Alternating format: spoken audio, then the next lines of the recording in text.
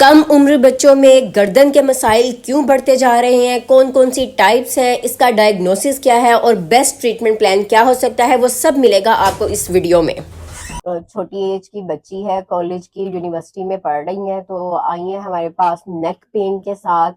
गर्दन में इनको दर्द है और काफी ज्यादा दर्द है, जिसकी वजह से ये पहले डॉक्टर के पास गई हैं। उन्होंने रेफर किया है फिजियोथेरेपी के लिए। थोड़ी सी असेसमेंट और थोड़ी सी इनकी हिस्ट्री ली है, उसके बाद फर्दर हम आपको डिटेल में बताएंगे कि नेक पेन की बहुत सारी इकसाम है, किस तरह से होती है, उसमें क्या फीलिंग्स आती हैं, क्या डिफरेंस आता है, ये सारे बच्चे आप लोगों के साथ डिस्कस करेंगे। ठीक है, अभी फिलहाल जो इन्होंने हमें हिस्ट्री दी है, इनको नेक में पेन है जो कि इनके बाजू में आ रहा है। ठीक है, मतलब कि नेक पेन जो है वो बाजू तक आ रहा है, सिर्फ नेक पे नहीं है, लोकलाइज्ड पेन नहीं है, पेन इनको रेडिएट कर रहा है। ठीक है, अब आप मुझे ये बताएं कि आपके मुताबिक इसमें हम क्या डायग्नोसिस बनाएंगे। मेरे मुताबिक क्योंकि पेन रेडिएट कर रहा है और सुन भी उन्होंने बोला हो रहा है, तो इस पेशेंट को सर्वाइकल रेडिकुलोपैथी हो सकती है। ठीक है, सर्वाइकल रेडिकुलोपैथी ये बोल रही हैं। आम अल्फाज में हम ये कहते हैं कि जो गर्दन का दर्द है वो चल के बाजू तक आ रहा है, मतलब हाथ सुन्न हो रहा है, बाजू सुन्न हो रहा है। इट मीन्स के गर्दन के मोरों में कहीं ना कहीं इनको कंप्रेशन आ रहा है, जिसकी वजह से जो पेन है वो आगे तक जा रहा है और सारी जो नर्व्स के साइन सिम्टम्स होते हैं वो हमारे पास आ रहे हैं। अगर इनका पेन सिर्फ नेक तक होता और मसल्स इन्वॉल्व होते तो फिर ये मैकेनिकल नेक पेन की तरफ हम चले जाते। उसमें सिर्फ पोस्चर फॉल्ट की वजह से, रॉन्ग पोजीशन की वजह से, जैसे कि मोबाइल यूज बहुत ज्यादा है, नेक को बेंड करके बैठना, तकिया ये ऊंचा ले रही हैं, वो आपके जो मसल्स है वो स्टिफनेस या स्पेजम की वजह से पेनफुल हो जाते हैं। लेकिन इनका केस डिफरेंट है, इसमें रेडिकुलोपैथी आ रही है, नर्व इन्वॉल्व है, जिसकी वजह से सारे साइन सिम्टम्स आ रहे हैं। अच्छा, हमने मैकेनिकल नेक पेन की बात कर ली है, हमने रेडिकुलोपैथी की बात कर ली है। अब आप ये बताएं कि सर्वाइकल स्पॉन्डिलोसिस बड़ी ही आम टर्मिनोलॉजी है, आपके पास हर पेशेंट जो डायग्नोस्ड होके आएगा ऑर्थो वालों की साइड से वो आता है सर्वाइकल स्पॉन्डिलोसिस के साथ। सर्वाइकल स्पॉन्डिलोसिस क्या है, जिसको आइडिया है बताओ।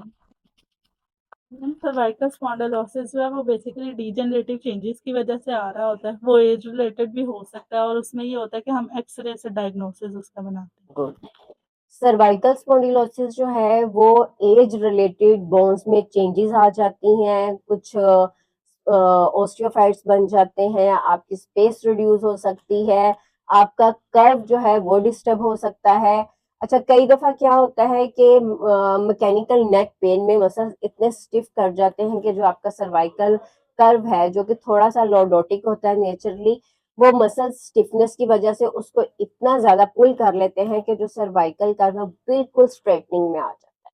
मतलब मसल्स इतने स्टिफ हैं, इतने स्पेस्टिक हो चुके होते हैं कि आपका कर्व ही डिस्टर्ब हो गया, और वो जब स्ट्रेटनिंग में आएगा उसका नेचुरल पोस्चर ही खराब हो गया, तो फिर कंप्रेशन, पेन और ये सारे साइन सिम्टम्स आने लग जाएंगे। डायग्नोसिस हमने इनका कर लिया है, इनका सर्वाइकल स्पॉन्डिलोसिस नहीं है क्योंकि इनकी एज कम है। सर्वाइकल स्पॉन्डिलोसिस आपका 40 प्लस पे जाके स्टार्ट होता है, अनलेस कि अगर आपको बहुत ज्यादा कैल्शियम या विटामिन डी की डेफिशिएंसी है तो वो अर्ली चेंजेस भी आपकी स्टार्ट हो जाती हैं। मैकेनिकल नेक पेन हमें पोजीशंस में या रेंजेस में चेक करते हुए मिलता है। अभी हम इनकी रेंजेस देख लेते हैं, लेकिन इनका मैकेनिकल नेक पेन नहीं है। स्पेसिफिकली इन्होंने खुद बताया है कि मेरी बाजू में आता है, जिसकी वजह से इनको नमनेस वगैरह आ रही है, तो ये सर्वाइकल रेडिकुलोपैथी है। अब इसमें ये जरूर हो सकता है कि नेक में स्टिफनेस या मसल स्पेजम होने की वजह से इनका कर्व में स्ट्रेटनिंग आ गई है, जिसकी वजह से कंप्रेशन आ रहा है। मसल्स को हम करेंगे सेटिंग एक्सरसाइजेस की तरफ, स्ट्रेंथनिंग एक्सरसाइजेस की तरफ, और जहां जहां स्टिफनेस हमें होगी, फील होगी, वहां पे हम स्ट्रेचिंग करवा देंगे। ठीक है, अभी मैं आपकी मूवमेंट करवाऊंगी, जिस मूवमेंट में आपको पेन फील होगी ना आपने बता देना। ठीक है, बेंड करें, जहां तक आसानी से जाता है वहां तक। ठीक है, बस यहाँ पे पेन है। पेन आ रही है, ठीक है, ये ओवर ओवर जो बेंडिंग पोस्चर है ना, ये उसकी वजह से हो रहा है इनको। ठीक है, अभी यहाँ पे पेन है। ठीक है, एंड रेंज में बिल्कुल एंड पे जाके इनकी पेन है। अभी कोई पेन साइड पे ज्यादा आ रही पेन आ रही है। अच्छा, आपने बताना है किस मूवमेंट में आपका कंप्रेशन स्टार्ट होता है या आपको जो है पेन है। अभी जब मैंने आपकी ये बेंडिंग करवाई है तो आपको इस साइड पे पेन गया है? हल्की सी पेन महसूस हुई है। ठीक हो गया। अच्छा, अब अगर इनको कंप्रेशन आया है उसमें सबसे अच्छी जो चीज़ है ना वो हम पेशेंट को ट्रैक्शन दे सकते हैं। ठीक है, एक दो उसके सेशंस लेके मसल्स को रिलैक्स फॉर्म में ले जाएंगे। मसल सेटिंग एक्सरसाइजेस के बाद हम उसको ट्रैक्शन की तरफ लेके जाएंगे ताकि जो कंप्रेशन आ रहा है वो रिलीज हो जाए।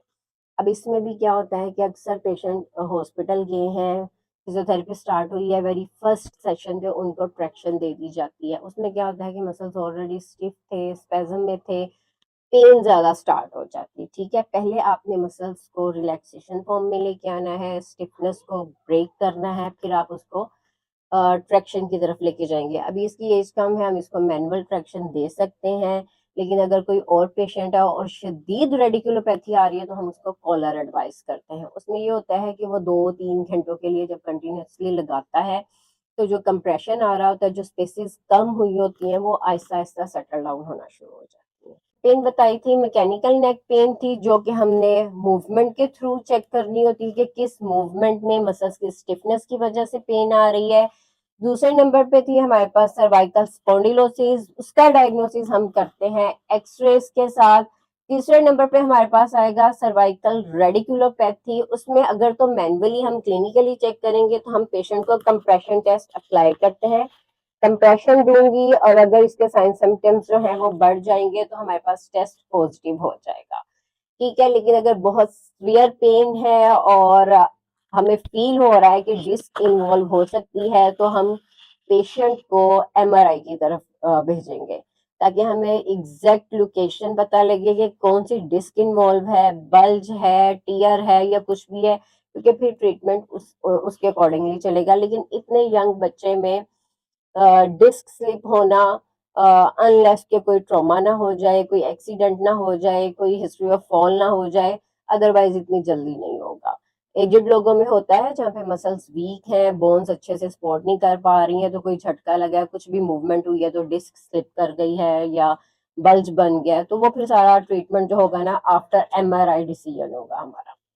Thank you so much. Video को मैंने इंतहाई आसान अल्फाज में बताया है ताकि नेक पेन का ट्रीटमेंट प्लान बआसानी आप घर फॉलो कर सकें। वीडियो को कमेंट करें, लाइक करें, मैक्सिमम शेयर करें ताकि बहुत सारे लोग इससे फ़ायदा उठाएं। Thank you so much.